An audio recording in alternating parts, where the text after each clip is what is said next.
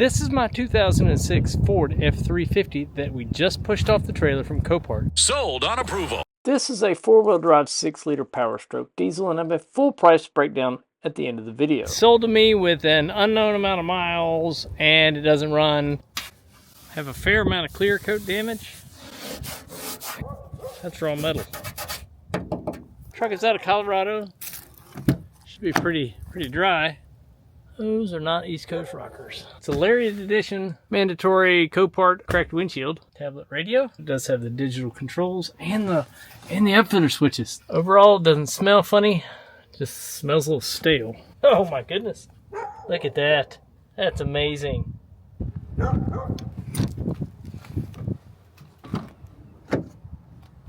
What's that? Is that for a pellet stove?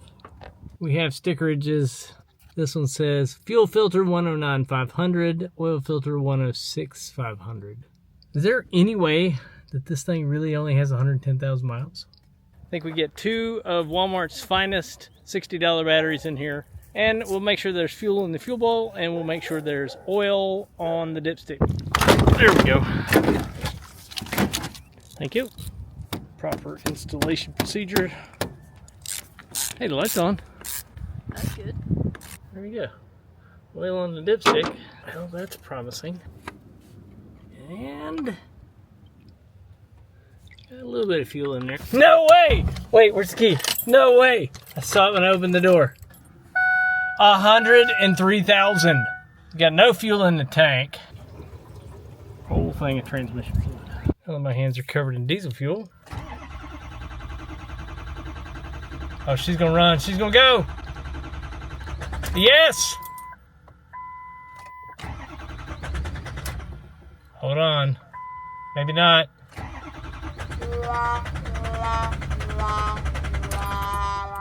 Ooh, it's not happy. I'm gonna go find my 6.0 crank no start cheat sheet. Thickum is getting 48 volts. Put the fuel pump to on. So it's running. Not really sure what's up. I don't know what's going on. It's just something's wrong.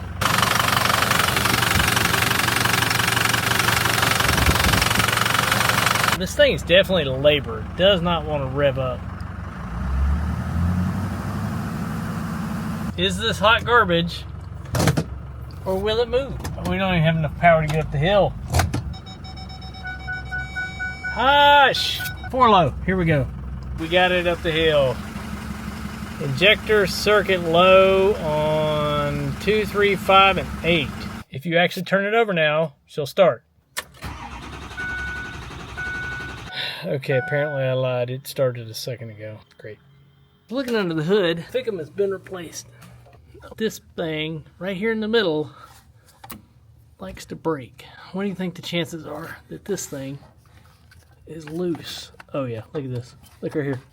Not even plugged in. The whole thing. Well, that'll do it. How about we get that plugged in and see if the truck is a little happier. All right, I just kind of jammed the connector back in there to see if it does any better. Oh wow, it definitely sounds better already. Hold on. Look at that. the Thickum was unplugged. That was it. That was it. Okay. Real quick, guys, if you're interested in buying cars like this from Copart and you're not a dealer, just like I'm not a dealer, use Auto Bidmaster as your broker. And if you use code BR30 at checkout, they'll give you 30% off your membership. Some weird things I've found. All 4 wheels have drilled and slotted rotors. Somebody has been into the rear end. That is not factory RTV. The battery light was on, so I went ahead and pulled the alternator, and it's shot. And for whatever reason, they're a third of the price on Amazon than they are in the parts stores. Let me show you some stuff under the hood. There's a shroud that's missing right here. That bolt is missing. Pigtail for the alternator is broken. Pigtail on the actuator for the VGT on the turbo is broken and zip tied on. Wire tray that goes up here is missing. So we know that the Thickum is loose. All under here is just covered in soot. I came out here when the engine was cold and I could stick my hand in that hole right there and it's nothing but exhaust. The EGR cooler is dumping exhaust outside the engine and not into the engine. We're definitely going to get that off. It's supposed to be a spring clamp. This is missing. Who failed to put the bolt back in the turbo? That's not helpful. The good news is there's red coolant in the degas bottle. That is the right flavor. Pretty much my thought is if you buy a 6-liter, go ahead and throw in a fresh Motorcraft oil cooler. But since I know that the EGR was broken, I bought the if you don't delete it, this is the one you put in. This is the Bulletproof Diesel EGR cooler. Hopefully that's the last one I have to do. They're kind of expensive. Mucho Ford parts. Walmart home delivery for the best price on Rotella. I've got work to do. I am not an expert. And if I see anything interesting, I will let you know. We've had a busy morning here. Check it out. This always stresses me out. Got the EGR off. Look at this thing. Here's our Bulletproof Diesel one. It's pretty cool. They even put the date that it was manufactured. The welds are pretty significant. This is a 2-piece design that has been welded in the middle. This is what came out of here. It is absolutely covered in soot. I suspect that this was not sealing at all. This one is way heavier than that one. The engineering looks way better too. Those tubes are individually welded right there. They should just kind of stamped in there, and that's a Chinese tube. I did pull the cover off the fuel bowl and check the spring color, and it is red. I think we're just going to do all of the updates. I've never done a high pressure oil pump on a 6-liter, so this should be an adventure. Stand by, we'll get into it. All right, it's afternoon, time for an update. Walmart showed up with Rotella red coolant. Carport is a disaster. Intake is on. OEM oil cooler's in. The Bulletproof Diesel EGR cooler is on. It's definitely wonky with that exhaust back there. Put the bolts in the intake real loose, and then I tightened that clamp hoping that it would seal better. That might have been our whole issue before. Fat drain back tube for the turbo is in. STC one-piece fitting is in. Blue spring kit installed. I'm trying to figure out if I should do the standpipes and dummy plugs. Probably should. I really don't want to. This is a lot of variables we're touching at one time, and I don't like doing that. Onward. All right, I'm going to be very transparent. This turbo absolutely kicked my tail. It destroyed me. Alternator is on. Workspace is still a mess. Fortunately, Ford put this built-in tool tray up here. Battery charger is on. And I gotta find the wire up here that will spin the engine over until we get oil into the reservoir. Gotta get all the air out of the high pressure system. Oh, sweet. There's oil in there. Get that cap on, and then we can watch our pressure. I just don't want to get the starter too hot. One eternity later. Great. Just when I think you couldn't possibly be any dumber, you go and do something like this. This was it. This was a piece of junk. And totally redeem yourself! It took 3 days for this part to get here, and I was so amped up when it got here. I just ran from the mailbox to the truck and shoved it in. Yes! Sweet! It's nice to know that I'm not, like completely inept. Good morning. It's been a hot minute, so let's bring you up to speed. So I've done a whole bunch of just piddly work. Safe Flight came out and replaced the windshield. We got tires put on at Walmart. It's the same Lexani's that I put on the other Super Duty. Put these Chinese tow mirrors on it off Amazon. I pulled the trim off the side right here. It did not come out well. If you look at the topper, the clear coat's coming off and it leaks just a little bit. This is where that trim molding came off right here. I think this truck has been resprayed. I've tried to do the Ford color match. It's just not quite right. Let me show you the fenders. So the clear coat is coming off up here on the fenders, and it's definitely scratched into the metal.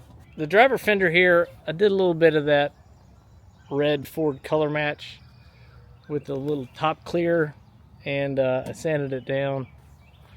It looks better than the other side. It does not look amazing because you can see I didn't put a lot of effort into it. Not going for perfection, just going for a little bit better.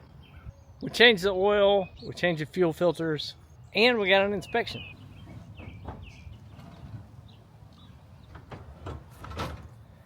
Okay, that's better.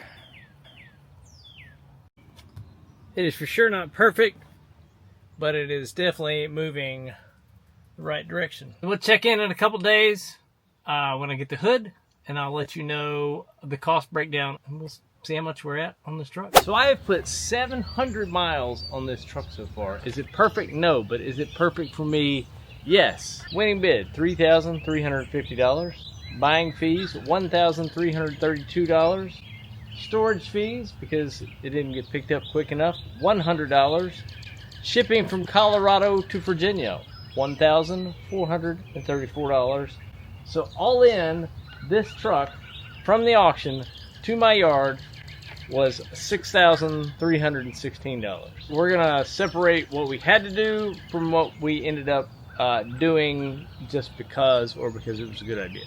So number one, we needed 2 batteries, and that was $148 for the pair. It needed $2 for the heater hose. Push that wiring harness back into the FICM. It did need an IPR valve, and that was $165 from eBay. The windshield was $301. The tires were $137 a piece. Highly recommend these, by the way.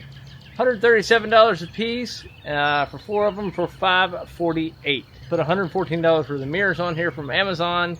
So my total for the half twos was, with the truck, was $7,596. $7,596 for a running, driving diesel truck sounds like a lot of money, but let me show you what this truck in this kind of miles is selling for on Auto Trader. Kind of nuts, and it was a little more than I was expecting. Since I had no history with this truck whatsoever, I went ahead and bought a Ford OEM oil cooler and a bulletproof diesel EGR cooler, and a new little Ford $35 hose was $1,440. That was hard to buy.